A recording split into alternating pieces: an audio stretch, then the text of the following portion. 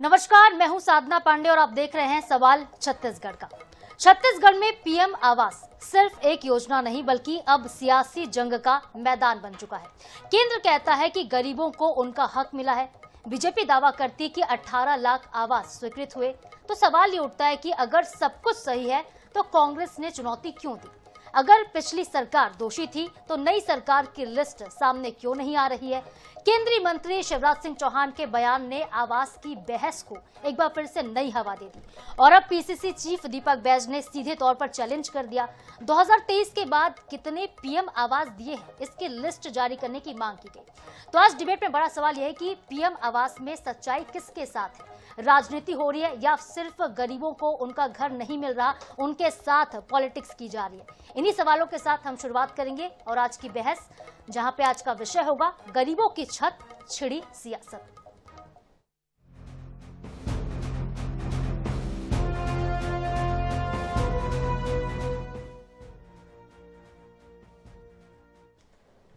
और चलिए शुरुआत करेंगे। छत्तीसगढ़ में प्रधानमंत्री आवास योजना एक बार फिर से सियासत के केंद्र में है।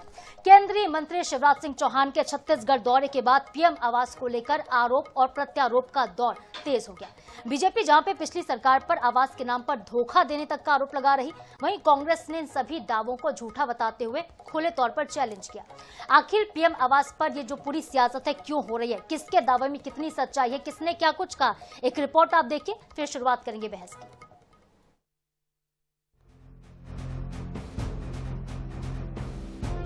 छत्तीसगढ़ में भाजपा की सरकार बनते ही 18 लाख प्रधानमंत्री आवास की स्वीकृति हुई। प्रदेश में आवास निर्माण का काम शुरू हुआ। अब एक बार फिर शिवराज सिंह चौहान के छत्तीसगढ़ पहुंचते ही पीएम आवासों को लेकर बहस छिड़ गई है। शिवराज सिंह चौहान ने एक बार फिर पिछली सरकार पर आवास के नाम पर धोखा करने का आरोप लगाया। उन्होंने कहा कि पिछले 2 सालों में 18 लाख आवासों की स्वीकृति दी गई है। जो आवास पिछली सरकार खा गई थी उसका निर्माण शुरू कराया गया। आज लोगों को आवास मिलने लगे हैं। वहीं दूसरी ओर पीएम आवास को लेकर शिवराज के बयान को कांग्रेस ने फिर से झूठा करार दिया है। इतना ही नहीं, पीसीसी चीफ दीपक बैज ने एक बार फिर शिवराज सिंह चौहान को चुनौती दी है। दीपक बैज ने कहा कि अपनी सरकार में साल 2023 के बाद कितने पीएम आवास आपने स्वीकृत किए हैं, इसकी लिस्ट जारी कर दे। दरअसल पीएम आवास को लेकर प्रदेश में लंबे समय से सियासत चल रही है। अब इस मुद्दे पर प्रदेश में भाजपा की सरकार बनने के बाद दोनों ही सियासी दल आमने सामने नजर आ रहे हैं। 18 लाख आवास जो भूपेश बघेल जी की सरकार खा गई थी यहाँ की जनता की, वो 18 लाख आवास एक साथ छत्तीसगढ़ को पिछले 2 वर्षों में दिए। उनमें तेजी से उनके निर्माण का काम चल रहा है। शिवराज सिंह चौहान दावे के साथ अगर कह रहे हैं तो सरकार अपनी लिस्ट जारी करे कि 2023 के बाद उन्होंने कितने प्रधानमंत्री आवास स्वीकृति उन्होंने किया है। नए आवास 2023 के बाद अपनी सरकार में कितने नए आवास स्वीकृति किए, उसको लिस्ट जारी कर दे, ताकि छत्तीसगढ़ को जनता को भी तो पता चले कि डबल इंजन की सरकार में काम कुछ हो नहीं रहा है, सिर्फ झूठ बोलने का काम कर रहे हैं। छत्तीसगढ़ में पीएम आवास के मुद्दे पर सियासत नई नहीं है। इस मुद्दे पर प्रदेश में सड़क से लेकर सदन तक जमकर राजनीति भी देखने को मिली। अब भी पीएम आवास को लेकर भाजपा कांग्रेस आमने सामने है। ऐसे में देखना होगा कि कांग्रेस की चुनौती भाजपा स्वीकार करती है या नहीं। अगर भाजपा चुनौती स्वीकार करती है तो सियासी तौर पर पीएम आवास के मुद्दे पर किसकी जीत होती है, ये भी देखने वाली बात होगी। गौरव शर्मा, INS 24/7, रायपुर। तो रिपोर्ट आपने देखी। प्रधानमंत्री आवास को लेकर जो दावे किए जा रहे हैं, जो दस्तावेजों की मांग हो रही है, वो कितनी सच है? क्या सिर्फ गरीब के घर पर राजनीति होती है, उनके छत के नाम पे सिर्फ पॉलिटिक्स हो रही है, या फिर वाकई गरीबों को घर मिला, और मिला तो कितना मिला? पूछेंगे आज सवाल। हमारे साथ 3 खास मेहमान जुड़ रहे हैं। हमारे साथ उज्जवल दीपक जी हैं, बीजेपी के तेज तर्रार प्रवक्ता हैं, भारतीय जनता पार्टी का पक्ष यानी कि सरकार का पक्ष रखेंगे। हमारे साथ हैं अभिमन्यु मिश्रा जी, कांग्रेस नेता हैं, कांग्रेस पार्टी का पक्ष रखेंगे, ये भी तेज तर्रार तरीके से बातचीत करने के लिए जाने जाते हैं। और शिशिर रॉय चौधरी हमारे साथ हैं, वरिष्ठ पत्रकार हैं और वो पक्ष रखेंगे और बताएंगे कि वाकई जमीनी हकीकत क्या है, आखिर क्यों राजनीति होती है प्रधानमंत्री आवास पर, क्या वाकई गरीब सिर्फ पॉलिटिक्स का केंद्र बन गए, हम उनसे पूछेंगे। शुरुआत करते हैं सबसे पहले उज्जवल जी आपसे ही। शिवराज सिंह चौहान को खुले तौर पर चुनौती दे रहे हैं दीपक बैज, कह रहे हैं कि अगर 18 लाख आवास स्वीकृत हुए हैं तो लिस्ट जारी कर दें। देखिए, मैं तो एक चुनौती पूरी कांग्रेस पार्टी को देना चाहता हूं। जहां पर आ जाएं अभी या जहां पर बैठे हैं वहीं से माननीय टीएस सिंहदेव जी का लेटर पढ़ के सुना दें। कौन सा लेटर? भारतीय राजनीति के इतिहास में शायद पहली एक घटना हुई जब एक मंत्री ने अपने विभाग से इस्तीफा दे दिया। देखिए, मंत्री पद से इस्तीफा देते हैं, पर उन्होंने कहा कि मैं पंचायत एवं ग्रामीण विकास से विभाग से इस्तीफा देता हूं क्योंकि हमारी सरकार ने जो वायदे किए थे गरीबों को घर देने का, प्रधानमंत्री आवास देने का, और केंद्र का अंश आने के बावजूद राज्यांश ना मिलने के कारण हम गरीबों को आवास नहीं दे पा रहे हैं। इस कारण मैं अपने पद से, इस विभाग से, पद से नहीं विभाग से त्यागपत्र दे दूं। उस पत्र को कांग्रेस पार्टी पढ़ के सुना दे, मैं सारी चुनौती स्वीकार कर लूंगा। हाथ कंगन को आरसी क्या, पढ़े लिखे को फारसी क्या। आज शिवराज सिंह जी आए हैं, केंद्रीय मंत्री हैं, वो दावा कर रहे हैं। और एक बात और बताऊंगा आपको मैं, हमारी सरकार के शपथ ग्रहण के तुरंत बाद पहली कैबिनेट मीटिंग में इन आवासों की स्वीकृति दी गई थी। हर महीने, हर क्वार्टर, हर साल गृह प्रवेश के कार्यक्रम चल रहे हैं। कांग्रेस पार्टी का स्वागत है। और अगर कांग्रेस पार्टी को लगता है कि घर नहीं बन रहे हैं तो इस भ्रम में रहे। हम चाहते हैं कि भ्रम में रहें, क्योंकि जिनको घर मिल रहे हैं उनका आशीर्वाद हमें मिल रहा है। और अगर हम चुनौती किसी की स्वीकार करेंगे तो सिर्फ जनता की करेंगे, कांग्रेस पार्टी की नहीं। कांग्रेस पार्टी को तो हर लिस्ट चाहिए रहती है। सर्जिकल स्ट्राइक में कितने लोग मारे गए, अभी ऑपरेशन सिंदूर में कितने विमान गिरे, घुसपैठिए कितने पकड़े गए, इनका काम है लिस्ट मांगना। ये लिस्ट मांगते रहे, हम अपना काम करते रहे। उज्जवल जी, आप ठीक है, स्वीकृत आवासों की बात आप करते, कितने बन गए आप ये बता दीजिए ना, कितने आवास जमीन पर बन गए हैं? नहीं, लगातार ये सतत प्रक्रिया 18 लाख में से कितने का निर्माण पूरा हो गया? प्रक्रिया रहती है, इंस्टॉलमेंट्स में पैसे आते हैं, लगातार आवास बन रहे हैं। 18 लाख आवास हमने स्वीकृत किए हैं और हमारी सरकार के 5 साल के भीतर इससे ज्यादा आवास बनेंगे। कांग्रेस पार्टी के साथ मैं चुनौती देता हूं। चुनाव के 1 महीने पहले यहां पर आके बैठ लें, हम नंबर का हिसाब किताब कर लेंगे। पर ये तो बताइए, आपके समय कितने बने थे? 0, शून्य आवास बने थे 5 साल में। कांग्रेस अपना नैतिक अधिकार खो चुकी है। खास तौर से पीएम आवास के मामले में हमारी पार्टी ने, हमारे मंत्री विजय शर्मा जी ने उस समय एक रैली निकाली थी, प्रदर्शन किया था। उस रैली पे बम फेंके गए थे पुलिस द्वारा। मोर आवास मोर अधिकार उस रैली का नाम था, उस क्रांति का नाम था, जिसकी परिणति आज दिखाई दे रही है कि 18 लाख गरीबों को उनका आवास मिल रहा है। और कांग्रेस को उस बात से तकलीफ है तो रहे।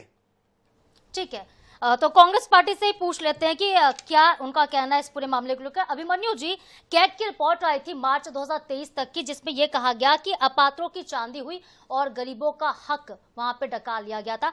एक आंकड़ा था जहां पे रायपुर, बिलासपुर, कोरबा, प्रेमनगर जैसे कई इलाकों में जब जांच होती है, 2023 के पहले की बात है, तो जांच में पाया गया कि 3 लाख रुपए तक की जो सालाना आय वाले लोग थे, 71 अपात्र ऐसे लोग हैं जिनको आवास मिलते हैं, पूरी तरह से वो अपात्र थे। ये आपकी सरकार का आंकड़ा है और आप लोग भारतीय जनता पार्टी से आंकड़े मांग रहे हैं, इस पर क्या कहेंगे? जी, सबसे पहले तो नमस्कार आपको साधना जी, आपके दर्शकों को नमस्कार। और सबसे पहले तो ये स्पष्ट कर देना चाहूंगा कि आवास का मुद्दा कांग्रेस के लिए कोई राजनीतिक मुद्दा नहीं है, बल्कि भारतीय जनता पार्टी ने आवास के मुद्दे को राजनीतिकरण करने का काम किया है और उस मुद्दे पर भ्रम फैला करके जनता को गुमराह करने का काम किया है। देखिए, जो मैं एक एक करके सारे जवाब दूंगा। आप जो सबसे पहले सीएजी रिपोर्ट का बात कर रही थी, वो सीएजी रिपोर्ट निश्चित ही 2023 के पहले की है, लेकिन 2019 से लेकर 23 तक कर जो काम था कि राज्य सरकार का काम क्या होता है, राज्य सरकार का काम होता है सर्वे कराना, सूची बना करके केंद्र सरकार को देना, उसके बाद केंद्र सरकार उसको स्वीकृति करती है, उसमें फंड रिलीज करती है। यहाँ तक की जो मॉनिटरिंग होती है, सारी की सारी मॉनिटरिंग जो है केंद्र सरकार के अंडर में होती है। तो केंद्र सरकार के अंडर में मॉनिटरिंग हुई, गलत जियो टैगिंग दी गई, गलत मकानों के फोटो अपलोड कराए गए और स्वीकृति ली गई। यहाँ तक कि मैं तो और बातें बताता हूँ, 2 जगह, एक ग्रामीण में भी और शहरी में भी लिए गए फायदे। लगभग 4.5 करोड़ रुपए तो ऐसे थे कि जिनके पास जमीनें नहीं थी उनको आवंटित कर दिए गए। तो केंद्र की मॉनिटरिंग में जब ये सारी चीजें हो रही थी, तो ये इसका जो आरोप भी है वो केंद्र सरकार के ऊपर ही लगना चाहिए कि केंद्र सरकार क्या कर रही थी उस समय। अभिमन्यु जी, कितने आप लोगों ने प्रस्ताव भेजे थे? लोकल होती है। अभिमन्यु जी, कितने प्रस्ताव भेजे थे जो केंद्र ने रिजेक्ट कर दिए? आंकड़े देखिए, मैं आपको ये बता रहा था, हमने सर्वे कराया, हमने पीएम आवास प्लस भी सर्वे कराया, हमने सूची भेजी। जी जरूर ये बात थी कि नाम को लेकर के थोड़ा विवाद जरूर था, लेकिन हमने राजधानी से रोकने की बात नहीं करी थी कभी, बल्कि हमने लगातार लेटर लिख करके इसकी मांग करी थी कि आप जो मतलब कांग्रेस पार्टी का कहना है कि जो अपात्र लोगों को घर मिला इसमें भी केंद्र का दोष था। उज्जवल जी, मुझे मेरी बात कांग्रेस के प्रवक्ता क्या कह रहे हैं वो खुद ही जानते हैं। समझा दें, अपने आप को भी समझा लें, मुझे भी समझा लें। जियो टैगिंग जो होती है वो लोकल स्तर पे होती है, जो निर्माण होता है लोकल स्तर पे राज्य सरकार का काम होता है। केंद्र सरकार का काम होता है मॉनिटरिंग करना, जो रिपोर्ट आएगी उसकी मॉनिटरिंग करना, जांच वेरीफाई करना, गुण दोष की परीक्षा करके फंड रिलीज करना। इनको ये भी नहीं मालूम कि कितने लोगों की सूची भेजी गई थी। मैं तो पूछ रहा, मैं चुनौती दे रहा हूँ, कितने मकान बनाए आपने, कितना पैसा खाया? और टीएस सिंहदेव जी के लेटर पे क्या जवाब है आपका? आपके विभागीय मंत्री ने इस्तीफा दिया था भाई साहब इस विषय पे। इंसानों की तरफ आप बताइए, करने नहीं बैठे यहाँ पे। क्या निर्माण खुद करवाता है व्यक्ति, जिसके खाते में पैसा आता है उसके बाद वो निर्माण कराता है? कोई एजेंसी के माध्यम से तो निर्माण नहीं होता, जो आप कह रहे हैं कि राज्य सरकार निर्माण कराती है। राज्य सरकार एजेंसी टैगिंग करती है, केंद्र को भेजती जो राज्य सरकार के कर्मचारी होते हैं। चलिए ठीक है, आप बताइए, अगर राज्य सरकार के कर्मचारी जियो टैगिंग वगैरह सारा कुछ कर रहे हैं, लेकिन मॉनिटरिंग केंद्र के हाथों में है, अगर अनियमितता थी तो उसमें केंद्र सरकार की मॉनिटरिंग जो कर रही थी तो केंद्र सरकार ने क्यों उनको पकड़ा नहीं? छोड़िए, सुनिए, उन अधिकारियों टीएस सिंहदेव जी के लेटर का जवाब दे दीजिए आप। ये मैं नहीं कह रहा हूँ, ये आपके मंत्री, आपके वरिष्ठ नेता जिन्होंने घोषणा पत्र का निर्माण किया था, उन्होंने लेटर लिखा था, उस बात पे कुछ बात कीजिए। जवाब नहीं कह रहा हूँ, ठीक है, आपके मंत्री का लेटर का जवाब दे दीजिए बस। भाषणबाजी बंद करेंगे तब तो मैं बोलूंगा ना। ठीक है अभिमन्यु जी, आप जवाब दीजिएगा कम शब्दों में, फिर मैं शिशिर जी का रुख करूंगी। मैं बहुत कम शब्दों में जवाब दूंगा, मेरे जवाब देने की जरूरत नहीं है। ज्यादा दिन नहीं, महीना भर पहले टीएस सिंहदेव जी खुद इस बात पर जवाब दे चुके हैं। उनकी बाइट मीडिया में आपको मिल जाएगी, उज्जवल दीपक जी आप भी उस बाइट को देख सकते हैं। उन्होंने ये कहा पहले आप लेटर का बताइए, लेटर का।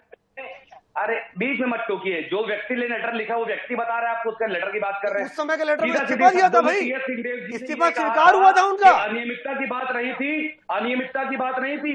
मेरे रहते में मैंने मांग की थी केंद्र सरकार से, और मैं मांग पूरी नहीं कर पाया, एक भी आवास नहीं बना पाया, इसलिए मैंने अपनी नैतिक जिम्मेदारी मानते हुए जिससे अपने आपको अलग किया। और भी कुछ लिखा था उसमें, ये और भी लिखा था अभिमन्यु जी, लेटर लिखने वाला। अरे उज्जवल जी, लेटर लिखने वाला जो बात कर रहा है, अरे बहुत कुछ लिखा था लेटर में, उसके बेसिस पे उनका इस्तीफा स्वीकार हुआ था भाई, अपने विभाग से इस्तीफा दिया था उन्होंने। मैं तो टीएस सिंहदेव जी की बात बता रहा हूँ, जो टीएस सिंहदेव जी ने खुद कहा है, 1 महीने पहले कहा है, उस बात को मैं बता रहा हूँ। अरे कहने से क्या होता, उनका इस्तीफा स्वीकार कर लिया गया था क्योंकि उन्होंने राज्य शासन के खिलाफ बातें लिखी थी उस लेटर में। अच्छा आप लेटर निकालिए, प्रारूप निकालिए। मैं लौटूंगी आप दोनों के पास, ठीक है, मैं लौटूंगी आप दोनों के पास। शिशिर जी, मैं आपका रुख करूंगी, आप बताएगा कि प्रधानमंत्री आवास के, अगर ठीक है मैं आऊंगी आपके पास। अभिमन्यु जी, मैं लौटूंगी फिर से। शिशिर रॉय चौधरी जी, आप बताएगा क्यों आप धरातल पर कितना काम देख पाते हैं? जब बात होती है गरीबों के छत की, तो क्या लगता है आपको, योजना सफल नजर आती है, विफल नजर आती है? अगर विफल है तो सिस्टम का फेलियर है, केंद्र की तरफ से सहयोग नहीं मिल पाता है, कई दफा ऐसा होता है, या फिर राज्य सरकार की मंशा नहीं दिखती है, इसलिए सिर्फ इस पर सियासत होती है? साधना जी, मैं अपनी बात यहाँ से शुरू करूँ कि आप ये गरीबों को या जिनके पास घर नहीं है उनको छत मुहैया करवाने का जो कार्यक्रम है, जो योजना है, वो एक बहुत महत्वपूर्ण योजना है, जिससे 18 लाख लोगों, परिवारों को फायदा मिल रहा है। इस बात का दावा बीजेपी कर रही है, कांग्रेस ने भी, कांग्रेस के अपने दावे हैं। लेकिन एक चुनौती जो सबसे बड़ी है वो मैं देखता हूं लगातार अलग अलग क्षेत्रों में, खास करके जो ट्राइबल बेल्ट है छत्तीसगढ़ का, वहां पर जो रिमोट एरियाज हैं वहां पर मैं ये देखता हूं कि जो अपॉर्चुनिस्ट तबका है किसी क्षेत्र का, चाहे वो पंचायत हो, चाहे वो पंचायत का आश्रित ग्राम हो, वो जो अपॉर्चुनिस्ट तबका है जिसके पास में सबसे पहले ये जानकारी पहुंचती है, वो किसी तरीके से वो इन्फ्लुएंस कर पाता है सिस्टम को, स्थानीय सिस्टम को या जिले के सिस्टम को, और उससे वो मैक्सिमम फायदा निकालने की स्थिति में रहता है।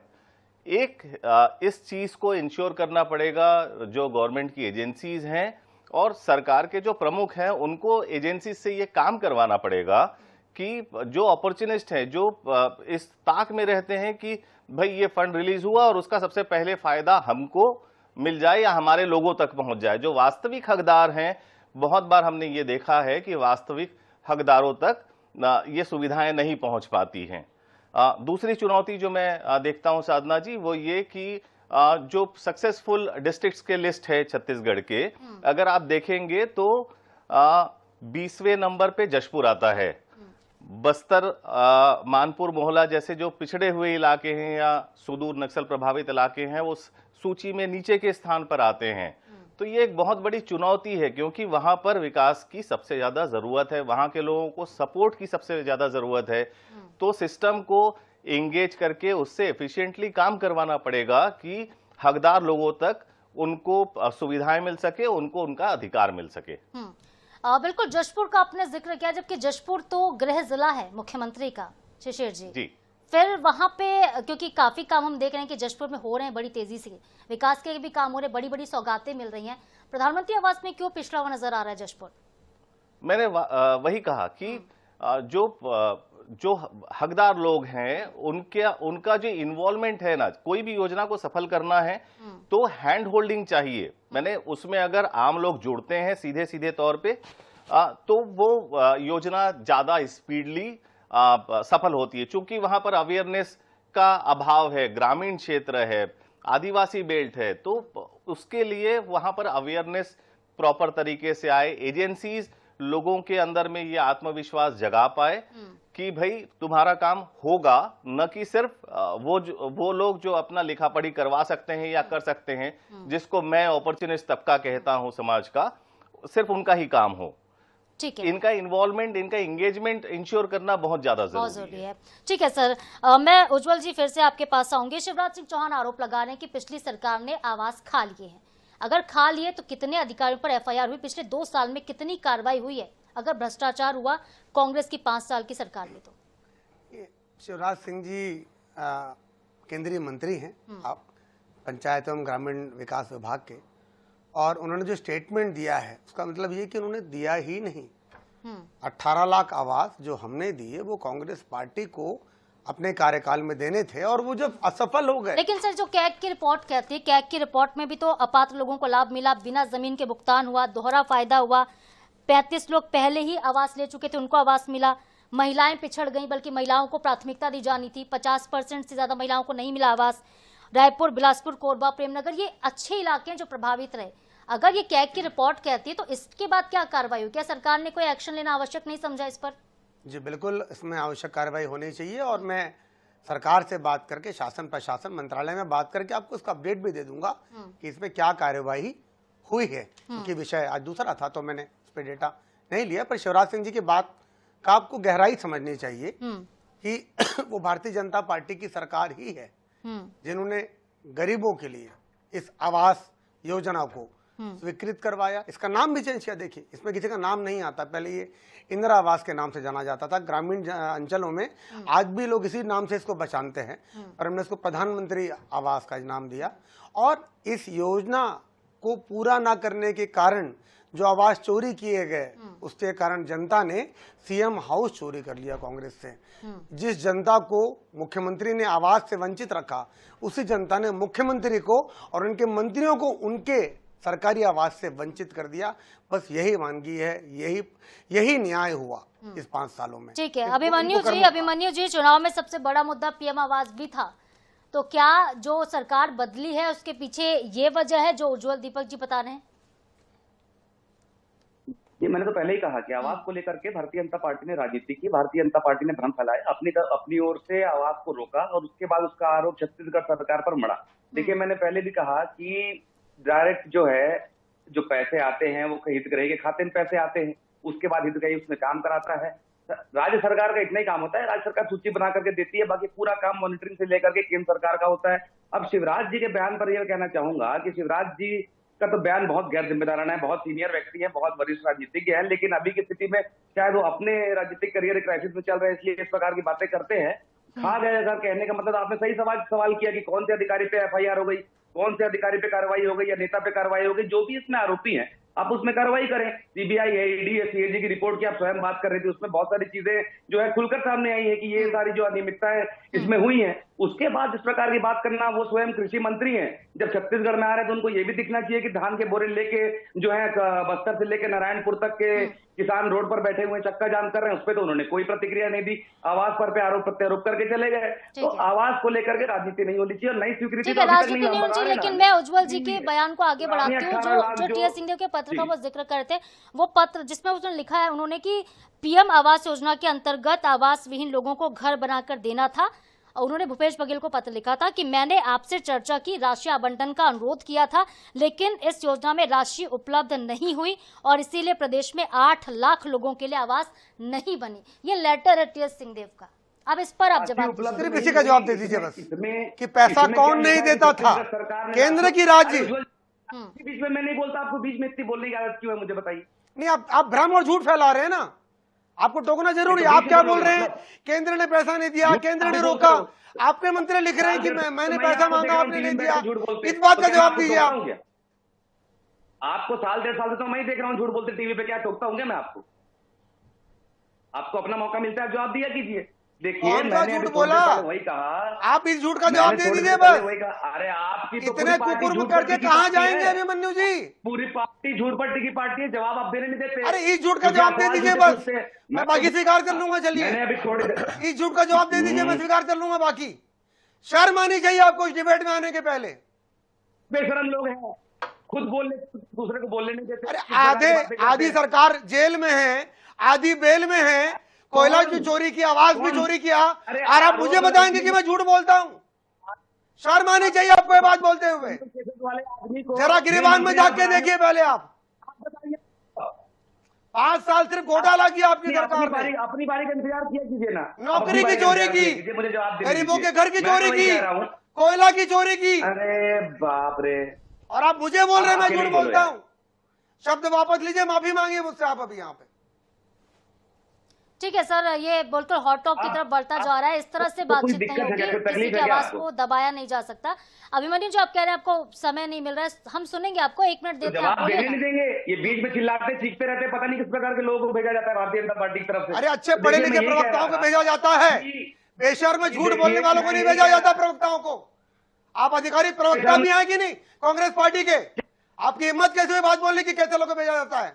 आप एक बात का जवाब दे नहीं पा रहे, किस बात की प्रवक्तागिरी कर रहे हैं आप? ठीक है अभिमन्यु जी, आप जवाब दे दीजिए बस। जो सवाल हमने आपसे किया था उसका जवाब थोड़ा चुप करा दीजिए इनको, थोड़ा इनको चुप करा दीजिए। उज्जवल जी, उज्जवल 30 सेकंड तो बोले मुद्दे पर जवाब देने के पहले घुमाइए मत बात को। ठीक है, उस विषय पर जवाब दीजिए, उस लेटर पर जवाब दीजिए जिसमें 8 लाख लोग आवास से वंचित रहे, ये खुद कहा टी.एस. सिंहदेव जी ने। देखिए मैं वही कह रहा था, उसमें क्या लिखा है आप तो ये लिखा हुआ था कि फंड आवंटित नहीं हुआ। किसने फंड आवंटित नहीं किया? ठीक है अभिमन्यु जी, आप ना घुमा फिरा के बहुत जवाब दे रहे हैं। आप लोग चुनौती देते हैं, आप लोग चैलेंज करते हैं, लेकिन जो काम आपकी सरकार में हुआ उसके लिए आप एक्सेप्ट नहीं करना चाहते कि वहां पे क्या हुआ था, क्या कुछ लूप होल रह गए थे, क्या कुछ कमियां रह गई थी। समय बहुत कम है हमारे पास। ठीक है, ठीक है, समय बहुत कम है। मैं शिशिर जी के पास आऊंगी कि आप जवाब दीजिए। चैनल पे आवंटन नहीं मिला इसलिए आवास योजना रुकी है। अरे भूपेश बघेल ने आवंटन नहीं दिया भाई, आपके मंत्री लिख रहे हैं, क्या बात कर रहे हैं आप? ठीक है, टाइम बहुत कम है। शिशिर जी, क्लोजिंग स्टेटमेंट आपका इस पूरे मुद्दे को लेकर कि जो गरीब हैं, जो वाकई अपात्र लोग हैं, उनके लिए क्या करना चाहिए, किस तरह से उनको घर मिले। प्रधानमंत्री आवास के दावे तो बहुत होते हैं, लेकिन जमीन पर कितनी रियलिटी में कितना घर बन रहा है, कितने आवास बन रहा है, इसके लिए सरकार क्या करे, राजनीति से इतर क्या होना चाहिए? देखिए साधना जी, जो प्रधानमंत्री आवास योजना है, इसमें ये कन्वर्जेंस का स्कीम है। इसमें स्वच्छ भारत मिशन भी जुड़ा हुआ है, मनरेगा भी जुड़ा हुआ है इस आवास के साथ में। तो जब कन्वर्जेंस है तो इसमें बहुत सारी चीजें, बहुत सारे इनिशिएटिव्स लेके ज्यादा अच्छा इम्प्लीमेंटेशन करके सिर्फ मकान दिलाने तक की बात नहीं है, आप रोजगार भी दे रहे हैं साथ में, आप साथ में सैनिटेशन की बात भी कर रहे हैं, हेल्दी लाइफस्टाइल की बात कर रहे हैं, आप बहुत कुछ कर सकते हैं। लेकिन ये इंश्योर करना पड़ेगा कि सही लोगों तक सही तरीके से जरूरतमंदों तक पहुंचे। मैं सोचता हूं कि एक सोशल ऑडिट जैसा स्थानीय स्तर पर सरकार को चाहिए कि वो लोगों को एंगेज करे, खास करके जो दूरस्थ इलाके हैं, जो आदिवासी बहुल इलाके हैं और ऐसे इलाके जो जहां पर विकास की रोशनी बहुत कम पहुंच पाई, खास करके जो नक्सल प्रभावित क्षेत्र हैं या फिर जो बहुत ज्यादा ट्राइबल बेल्ट है, जैसे हमने जशपुर की बात कही थी, तो ये इंश्योर करना पड़ेगा सरकार को कि वहां के लोग इस कार्यक्रम में शामिल हों और अपने हाथों में वहां के विकास का बीड़ा उठाएं। बिल्कुल सर, महत्वपूर्ण बहुत मुद्दा है, लेकिन समय की कमी हमारे पास है, समय का अभाव है। ऐसे में बहुत शुक्रिया आप तीनों का अपना कीमती वक्त INS 24/7 के साथ साझा करने के लिए, इतने महत्वपूर्ण मुद्दे पर अपनी बात रखने के लिए। तो देखिए, गरीबों का आशियाना क्या वाकई जमीनी हकीकत क्या है, क्या घर बन रहे हैं, कितने बने हैं, कितने स्वीकृत हुए हैं, इस पर राजनीति बहुत होती है। जब जब चुनाव आते हैं तब गरीबों की बात सरकार करने लगती है, पक्ष विपक्ष दोनों तरफ से बयानबाजी होने लगती है, लेकिन क्या सिर्फ सियासत का केंद्र बनकर गरीब रह जाएंगे या फिर वाकई उनके लिए सरकारें काम कर रही हैं, इस पर भी जोर देने की आवश्यकता है, इसकी मॉनिटरिंग करने की भी आवश्यकता है। फिलहाल के लिए बुलेटिन में इतना ही, लेकिन खबरों के अपडेट्स के लिए आप बने रहिए INS 24/7 के साथ। मुझे दीजिए इजाजत, नमस्कार।